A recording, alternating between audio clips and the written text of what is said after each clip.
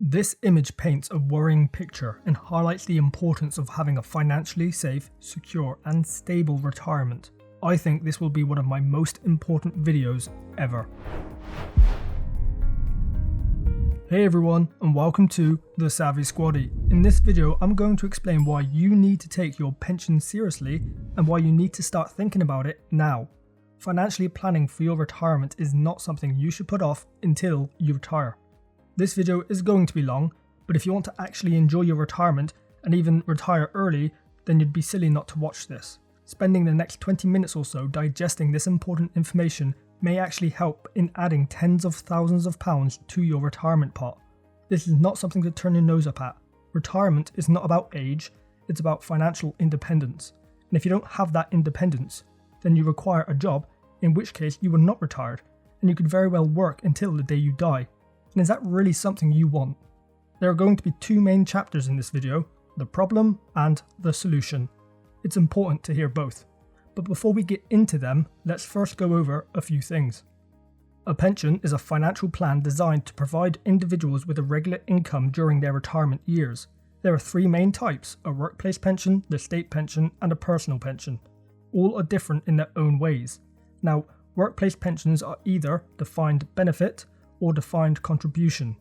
A defined benefit or DB pension is top tier and they're getting more and more rare. This is because the risk is held by the employer and not the employee. You can see from this graph that, at least in the private sector, DB pensions have been on the decline, whilst defined contributions or DC pensions have been on the rise.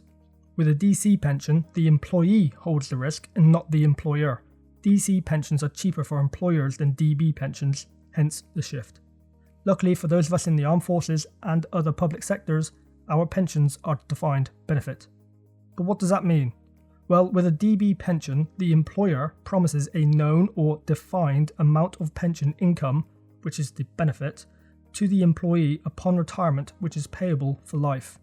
The amount of income provided is not directly linked to the amount of money the employee or employer contribute, but instead tends to be based on years of service, final salary, or more recently, average earnings over the whole of the employee's career.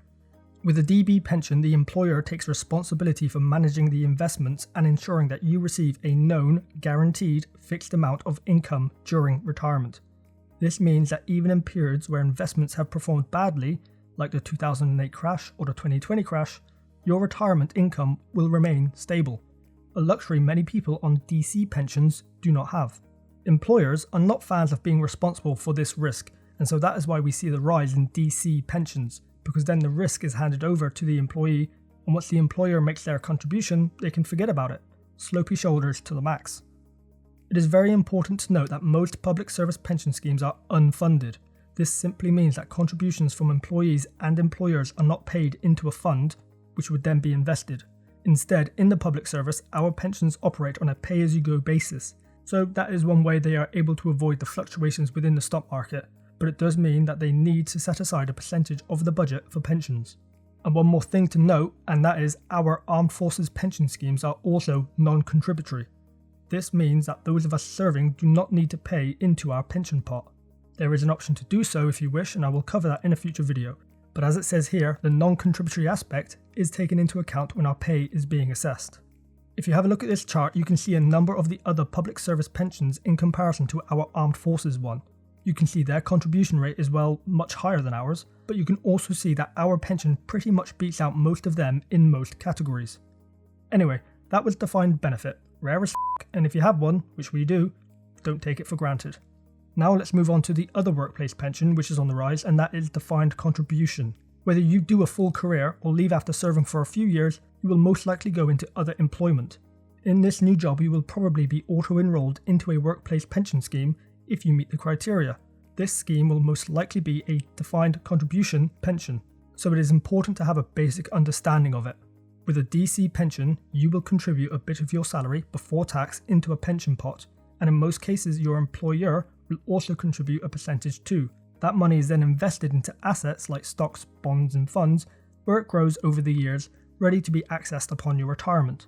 Now, unlike a DB pension where you will know exactly the amount you will receive as it is guaranteed and fixed, with a DC pension, what you will get is unknown. That's not the bit that is defined. What is known or defined is the amount that you will contribute. With a defined contribution pension, the responsibility and risk now lies with you, the employee. It is up to you to have a look at what your pension is being invested in, make sure the risk factor is to your liking, and also to make sure the fees are not too excessive. Many people do not realise that they are able to check all these things and move their pension if they want to. They think that because it's a workplace pension, the employer deals with it all. With a DC pension, they do not. During retirement, if not monitored or managed correctly, individuals could run out of money from their DC pension pot, should they not have enough or withdraw too much, etc. Something the DB pension doesn't suffer from, as that one is guaranteed for life. Again, the responsibility and risk lies with the employee. If you are watching this and you are out of the armed forces and you have a DC pension, or perhaps you are a reservist with one with your civvy job or had one before you joined, this is one of those times where talking to a financial advisor could seriously help. If you let your workplace DC pension go unchecked, you could end up paying tens of thousands of pounds in fees over the course of your working career. By just spending a couple of £100 now on a financial advisor will pay dividends, and future you will be very happy that you made that choice. Next up is the state pension. Now this one is provided by the government when you reach state pension age, which by the time most of us get to it will have increased, most likely into the 70s. The amount you receive is based on your national insurance contributions record. Currently, you require a minimum of 10 years of NI contributions to be eligible for the state pension. The more years, the more you will receive, with 35 being the max amount of years. Currently, you will receive £203.85 per week if you meet the 35-year eligibility criteria. This is not exactly a lot to live off. Not impossible, but it certainly isn't the most comfortable lifestyle. Hopefully, yet another reason why you should take your pension and retirement plan seriously. And finally, let's quickly go over a personal or private pension. This is pretty much a pension that you set up yourself and pay into it yourself. They are defined contribution pensions, and you are able to have one of these alongside your workplace pension. So yes, those of us in the armed forces are able to have a personal pension. As it is a DC pension, the contributions you make are invested into stocks, bonds and funds. However, unlike a workplace DC pension, with a DC personal pension, you control the amount you contribute and have more control over what you invest in. A self-invested personal pension, or SIP, is an example of one of these. With most workplace DC pensions, your contributions come out of your salary before tax, which then acts as a form of tax relief. Because you are paying into a personal pension with after-tax income, your pension provider will then claim back your tax from HMRC and add this to your pension pot. Remember, pensions are taxed once they are in payment, and that does include the armed forces pensions. There are so many different nuanced things to cover with pensions, which I will not do in this video. The main point was for you to understand the different options available and how they work, as the majority of you will experience most of them. Right, let's now move on to the problem. Have a look at some of these statistics. 17% of people aged 55 and over admit to having no pension savings. 22% of workers have either ceased or reduced their pension contributions. 58% of adults state that they have pension savings, but this means that over a third of adults do not. The average total pension pot in the UK is £35,357, which is a decrease of 17% from 2021. In 2023, to achieve a moderate standard of living in retirement, then you would require a pot of £285,000. But the average pension pot is only 12.4% of this recommended amount. Okay, but that 12.4% includes both retired and non-retired people. Fine, let's look at the average total pension pot size of retired people. Well, that comes in at £69,481, which is 24.4% of the recommended pot. Suffice to say that many people who are either in retirement or going to reach it soon do not have enough money to sustain them through to the end, and this is the problem. But what are some of the factors causing it? Well, people are contributing less because of the cost of living crisis and the need for that money now to pay the bills and put food on the table, as opposed to later on down the line. Auto-enrollment into workplace pensions for eligible employees only came into effect just over 10 years ago, so many people before that, who are now retiring or close to it, were never part of a pension scheme. Education is a big problem, or lack thereof. People are not and were not educated properly on the importance and need for a pension, and why the sooner they start, the better. Those previous statistics are pertinent to today, a time where the majority of retirees spent most of their working life without easy access to information like many of us in the workforce today now have. People underestimate the amount of money they will require for retirement, especially as we are all living longer. Being retired is like having a constant 7-day weekend. You will need more money than you might think. It's highly unlikely that you will need as much as you did whilst you were working, as hopefully your house will be paid off, kids moved out, etc. But you will be surprised at how much you might actually want. These are all factors that have led to many people having to re-enter the workplace in order to continue to fund their lives during what is meant to be the golden years of one's life. But there is another, which is not often spoken about because it doesn't overly affect the boomers at the moment, but it's going to affect us, our kids, and their kids. At the start of this video, I showed you this picture and mentioned why it highlights the importance of being financially independent, secure, and safe in your retirement. This picture shows the regions of the UK and how the number of newborns compare to the number of 50-year-olds in 2022. Where you see red is where less babies were born than 50-year-olds. The darker the red, the more severe. Where you see green is where newborns outnumber 50-year-olds. It shouldn't take a genius to understand the implications that we are soon to face when there are more deaths per year than births. In 2022, in the UK, there were 902,000 50-year-olds. However, there were 702,000 babies born, a difference of 200,000 or 22%.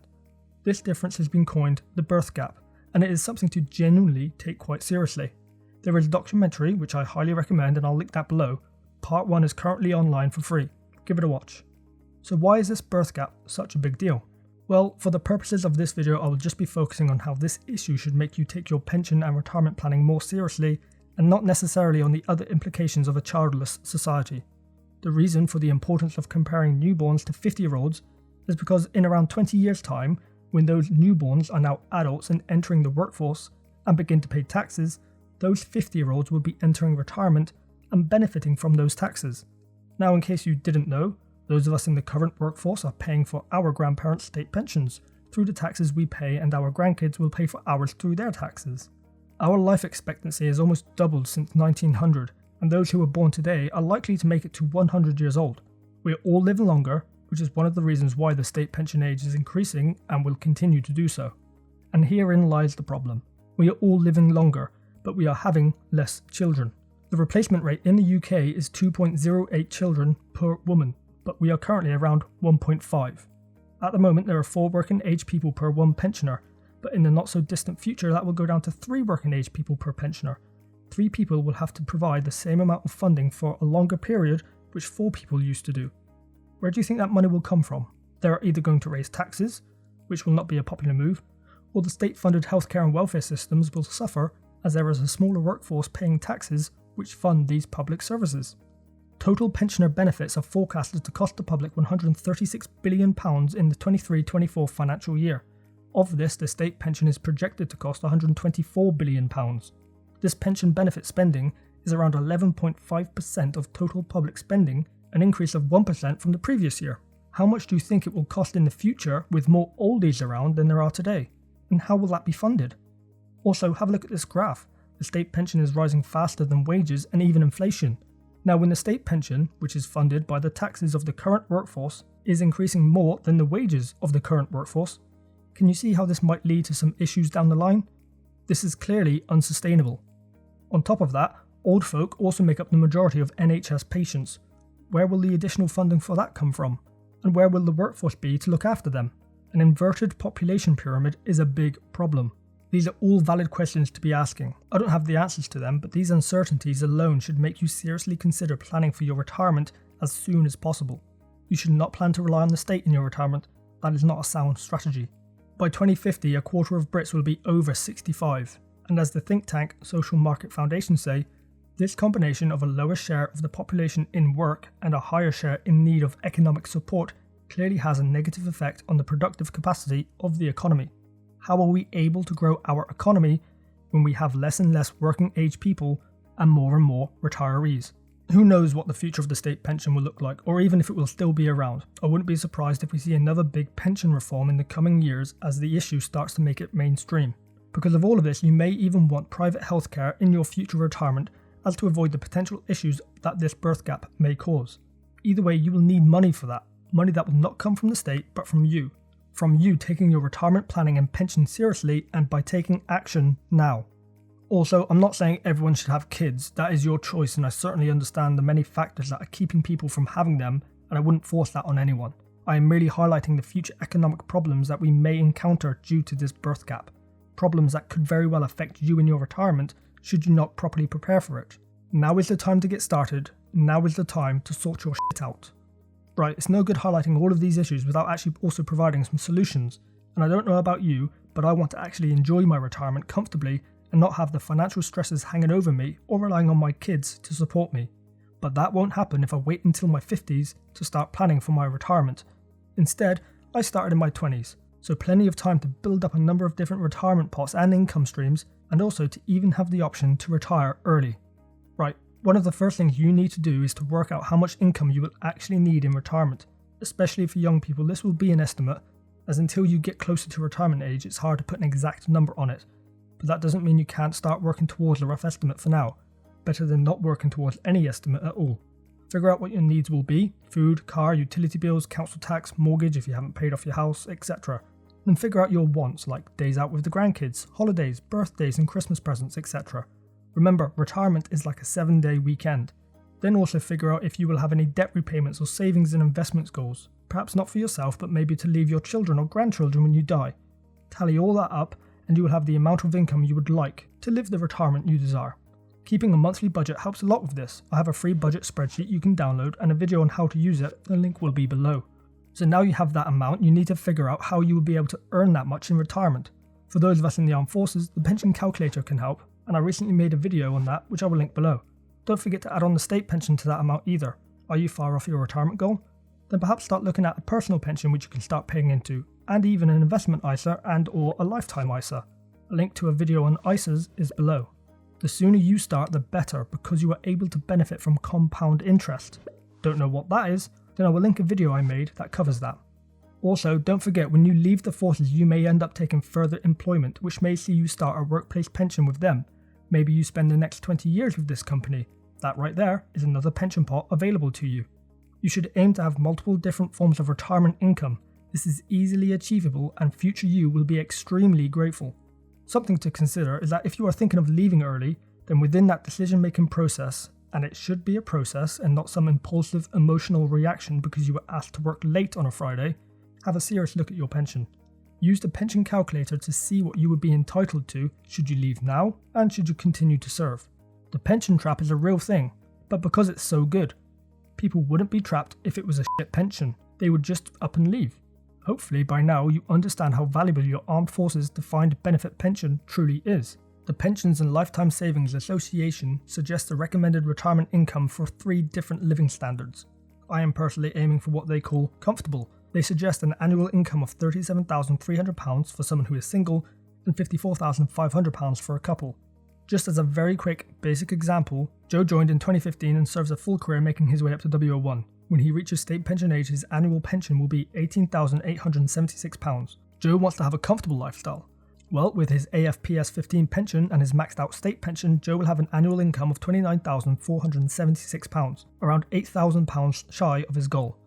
But Joe is a switched on cookie. When he turned 18, he opened up an investment ISA and put £100 in there each month for the next 50 years, with an average return of 6% over that period and a total personal contribution of £60,000. He would have a total investment pot good to go for retirement of over £380,000. Even if he didn't touch this amount and just withdrew the returns he earned each year, then he would increase his annual retirement income by an extra £22,000 per year, taking him well above what he needs for a comfortable retirement. And because all of that is in an investment ISA, it's tax-free. Also bear in mind that this is just with an investment ISA. Should Joe also pay into a SIP, a LISA and a workplace DC pension scheme with his new civvy job, then he would be well sorted in his later life. Now, many of you watching are not 18 and have served a lot longer. So what if we say he only paid £100 a month for 20 years, something most of you could do once you were out and in a civvy job? Well then in that case, Joe would actually only be able to withdraw just over £2,500 a year without touching the principal. This would still leave him short and also shows you the power of being invested long term.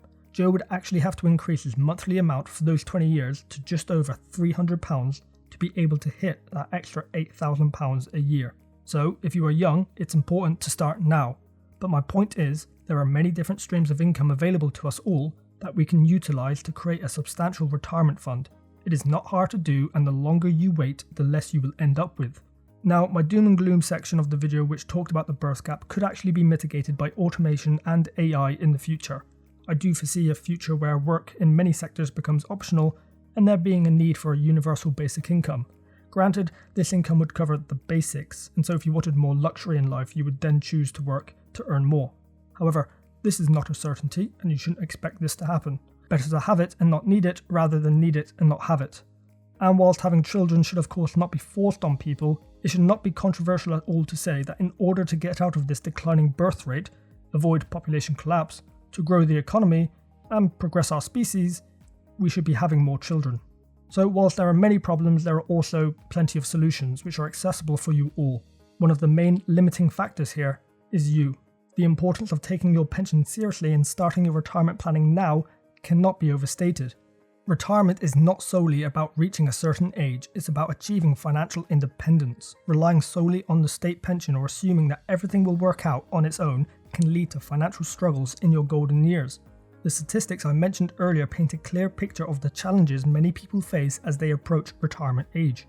The future is uncertain, and while factors like the birth gap and changes in government policies may impact retirement benefits, it's crucial to take control of your financial future.